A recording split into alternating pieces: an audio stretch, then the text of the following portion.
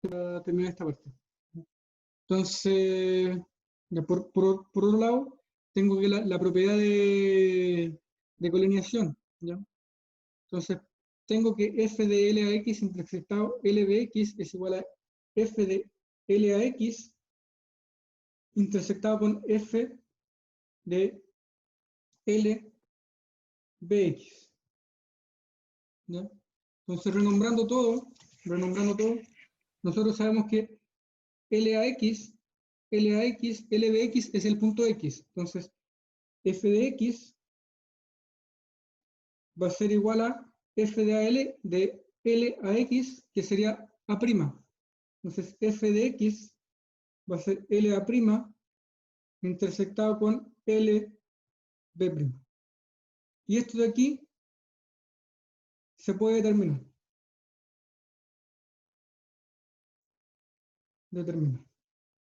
¿Y por qué se puede determinar? Porque solo depende del A y el A', y del B y el B'. No depende de nadie más, ¿ya? No depende de nadie más, y obviamente el punto arbitrario que estoy tomando acá, ¿sí? Pero la información, digamos, importante radica en A', B y B', ¿ya? Entonces estas rectas de aquí son fáciles de determinar, obviamente conociendo cuál es el plano, ¿ya? Entonces, si yo les pidiera determinar una colineación en el plano de Moulton conociendo dos puntos, se hace de esta manera. Esta es la manera constructiva de hacerlo. Y de hecho, eso sería un buen ejercicio para ver si se entendió o no la demostración, ¿ya? Y en el plano de Moulton, obviamente, porque es mucho más complejo. Entonces, tarea, se sabe, o sea, sea pi, plano de Moulton, plano de Moulton, o no lo voy a hacer en plano Moulton, lo voy a dejar en plano euclidiano. Plano euclidiano, el plano euclidiano clásico que conocen, R2. Entonces, determinar una colineación,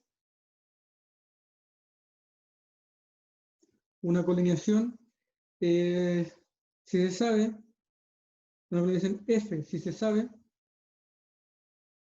que, digamos, F de 1,2 es igual a menos 1,3 y F, tengo el 1, 2, y F de menos 1,1, F de menos 1,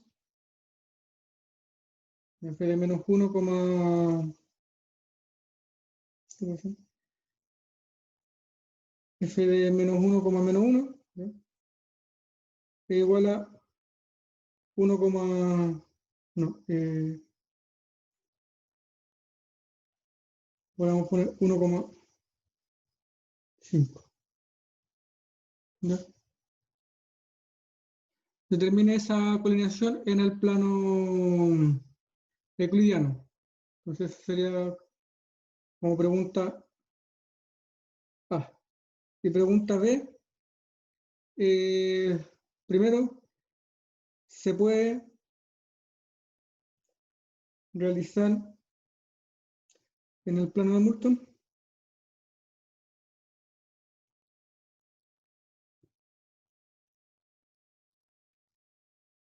Esa como pregunta, digamos, abierta. Entonces, según lo que acabamos de hacer, sí, debería poder hacerse.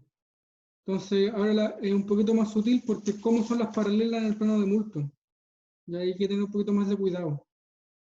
Esto de aquí se puede hacer, pero es bueno que primero hagan este de aquí y luego pasen al plano de Moulton.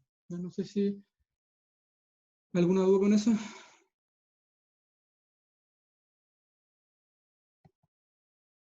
No, el chat no hay nada. Ahora me permite sacar el chat. Ya. Pero digamos, la propiedad anterior es constructiva. ¿ya? Es constructiva, porque me dice cómo yo puedo calcular la imagen de un punto. ¿Cómo puedo calcular la imagen de un punto? Estando el punto, nótese que aquí estamos en el caso donde el punto está afuera. Si yo quiero conocer la imagen de un punto que está en la recta, tengo que hacerlo de otra manera, ¿no? Pero aprovecho de dejarle inmediatamente esa tarea. Entonces, caso 2, si X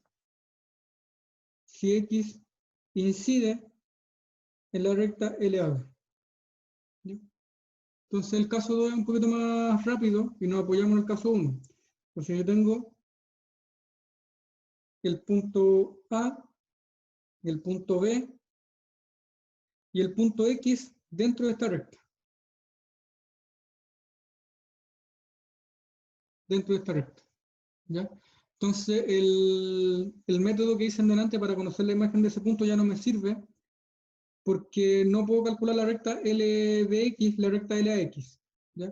Pero lo que puedo hacer es, por propiedad, digamos, por propiedad existe un punto X', o un punto le vamos a llamar un punto C, fuera de la recta de la B.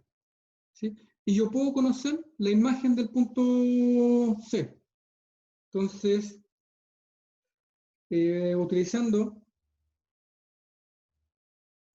utilizando el caso 1, podemos determinar f de C y lo vamos a llamar C'. ¿Ya? Entonces C'. Y ahora conocemos la imagen de dos puntos, entonces, y ahora notemos que conocemos la imagen de A y B, A y C, de A y C, por ejemplo, ¿ya? De A y C. Y además, X no incide con LAC, ¿ya? X no incide LAC. Por lo tanto, nos reducimos al caso 1. Digamos, esa es mucho más, es gratis, porque ya tenemos que podemos calcular la imagen de un punto siempre que estemos en estos casos. Si yo conozco la imagen de dos puntos y ese punto no incide con la recta, lo podemos calcular de esta manera, ¿sí? Por la demostración que tenemos acá. Entonces ahí tenemos esa propiedad bastante, digamos, bastante gratis, ¿sí?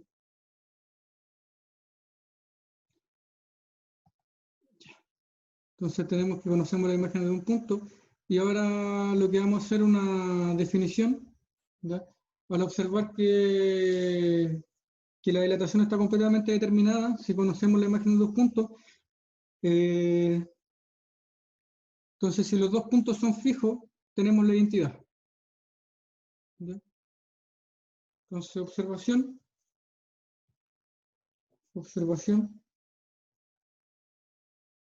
si la imagen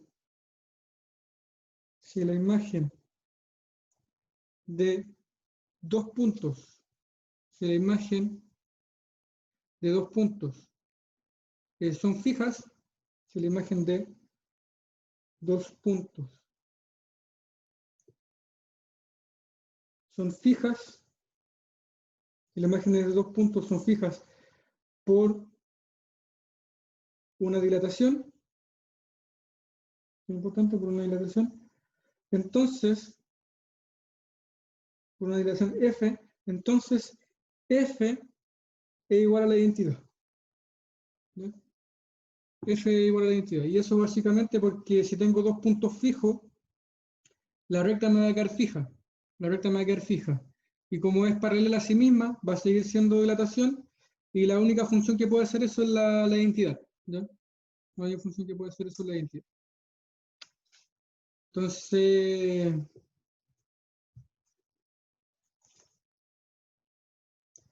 la imagen de dos puntos son fijos por la dilatación, entonces F tiene, por lo cual Si F es distinto de identidad, a lo más tiene un punto fijo. Luego, si F es distinto de la identidad, F a lo más tiene un punto fijo. La función tiene un punto fijo. Un micrófono. No se le encendió el micrófono. Entonces eso nos da una definición. Si tenemos a lo más un punto fijo, vamos a clasificar las dilataciones en dos, las que tienen un punto fijo y las que no tienen. Entonces definición.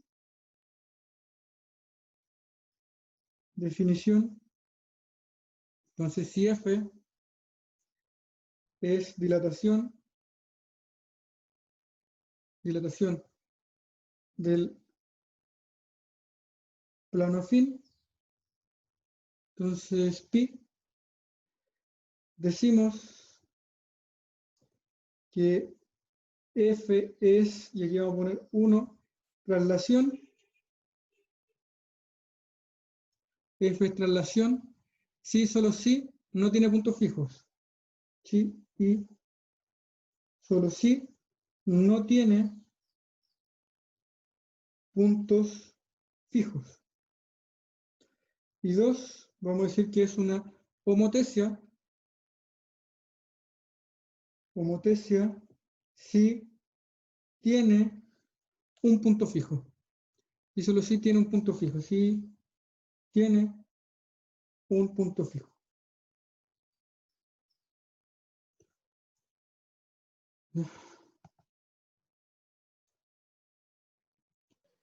Profe, no se ve la hoja. Eso está... No sé, ahí está.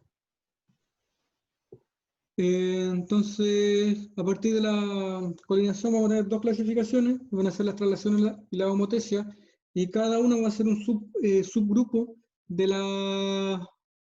del automorfismo. ¿Ya? Entonces, si yo compongo una traslación con una traslación, eso sigue siendo traslación, y lo mismo con homotesia. ¿Ya? Y vamos a caracterizar esos dos conjuntos como subgrupos.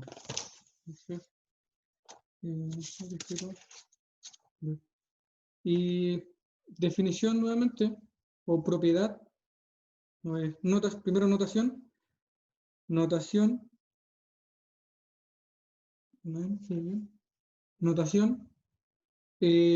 a decir que T de pi van a ser las traslaciones, van a ser las funciones de pi en pi,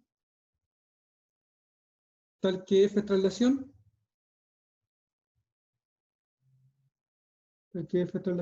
y vamos a decir h de pi van a ser lo f de pi en pi,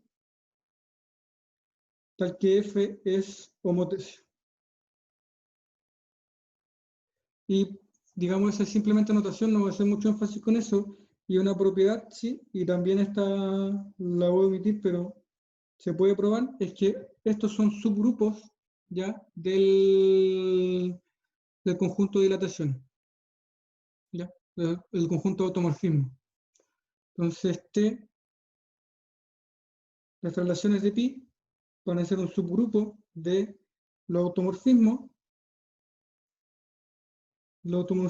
y la homotesia de pi van a ser también un subgrupo de los automorfismos de pi. ¿Ya?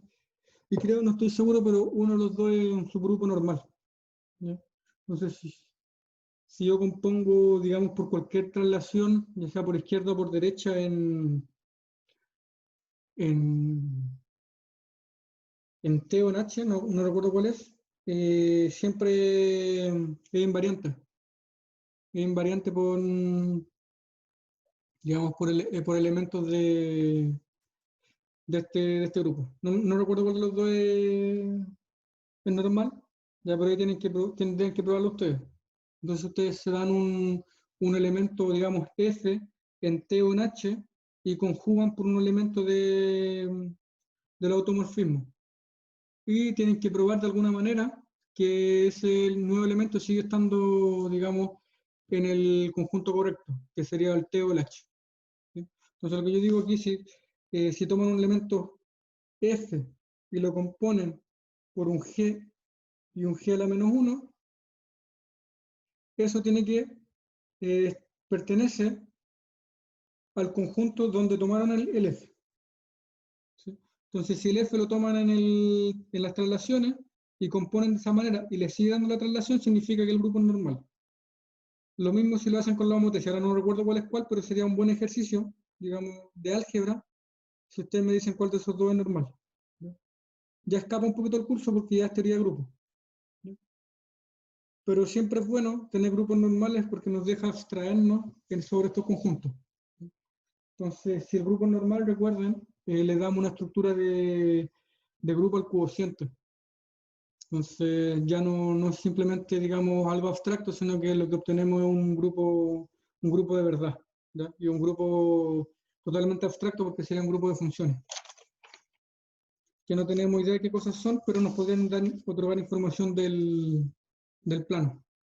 Entonces ahí lo dejo como una inquietud simplemente, ya no es parte del curso, pero es bueno que vayan relacionando los conceptos, que teoría de grupo, digamos, no es una cuestión aislada, sino que aparecen cosas de geometría, y sobre todo en esta geometría abstracta, que, digamos, necesita esos recursos. ¿Sí? Ay, no sé qué hice. Ya, listo. ¿Hay duda hasta el momento, no? Si ustedes revisan el apunte, por ejemplo, hay una parte que es la definición de traza. Esa definición yo no la voy a estudiar en esta parte, ya no me interesa mucho que sepan calcular las trazas y qué cosa corresponde, ¿ya? Siento que es una definición que no me va a ayudar mucho. La que sí me interesa, si ustedes revisan, por ejemplo, que la traslación está completamente determinada si se conoce la imagen de un punto. Ya digamos, esa es interesante y no es difícil de determinar y se ocupa mucho es muy parecida a la propiedad que acabo de hacer ahora. Entonces, digamos, esta propiedad, una traslación, no sé qué pasa con esto, una traslación,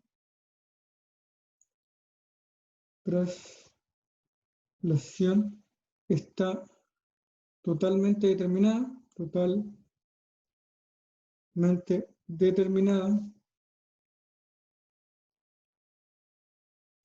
si se conoce la imagen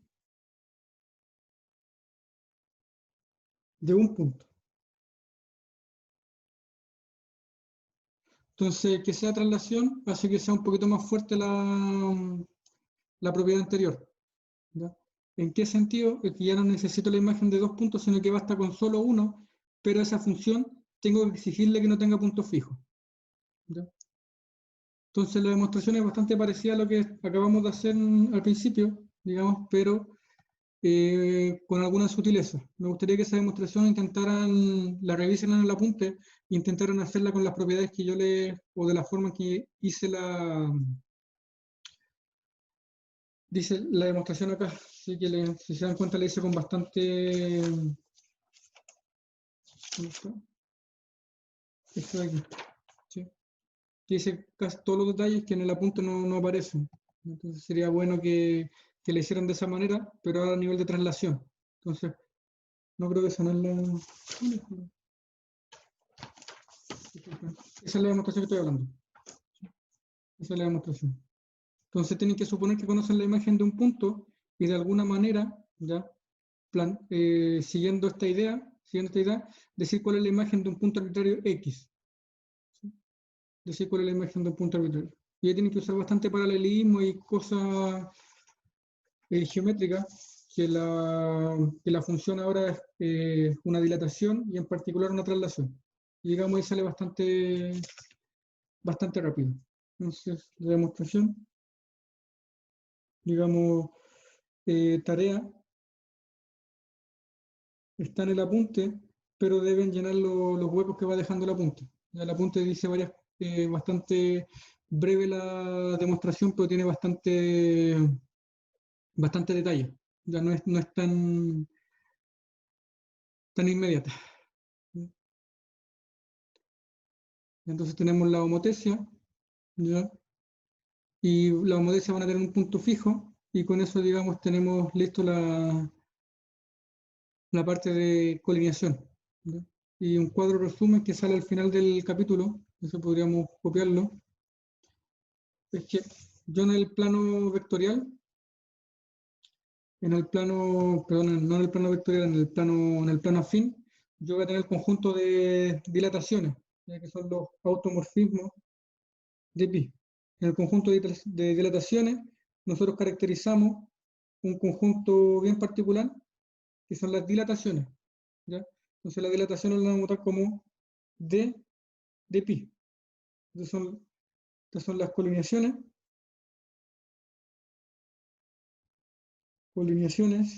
Estas son las dilataciones, y sobre este conjunto nosotros vamos a tener dos subconjuntos destacados. Entonces, por un lado tengo las traslaciones de pi, y aquí voy a tener las homotesias de pi. ¿Sí?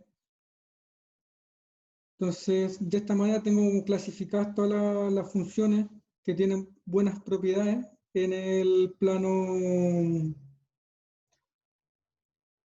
afín. Sin embargo, no sabemos cuáles son esas buenas propiedades, o por qué hacemos estas cosas.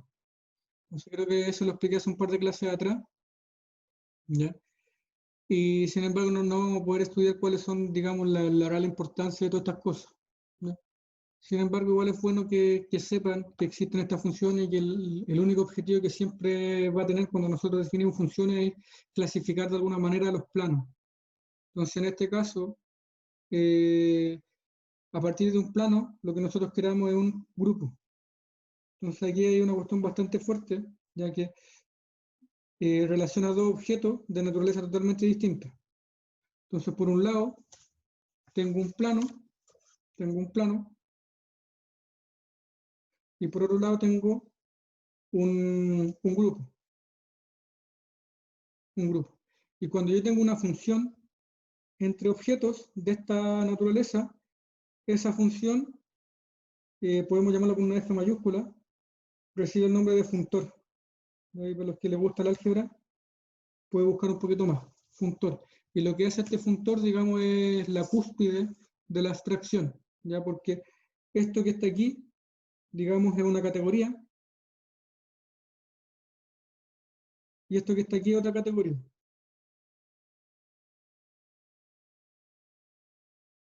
Si supieran algo de teoría de categoría, entenderían por qué estamos haciendo estas funciones de plano en grupo. Y nosotros lo que queremos hacer es conocer todos los planos. Y para conocer todos los planos, nos basta simplemente conocer los grupitos que deben haber acá, ¿sí? O viceversa. Entonces ahí, si, digamos, indagan un poquito en teoría de categoría, podrían decir o podrían ver realmente cuál es la importancia de trabajar con estas funciones que se denominan funtores, ¿ya? Ahora, obviamente, el curso va a quedar un poco corto aquí, porque teoría de categoría es un tema bastante amplio, ¿ya? Entonces, pero digamos, esa es la dirección correcta que debería tomar el curso si quisiéramos realmente seguir trabajando con esto de colonización y dilatación. ¿Sí? Ya va para la grabación.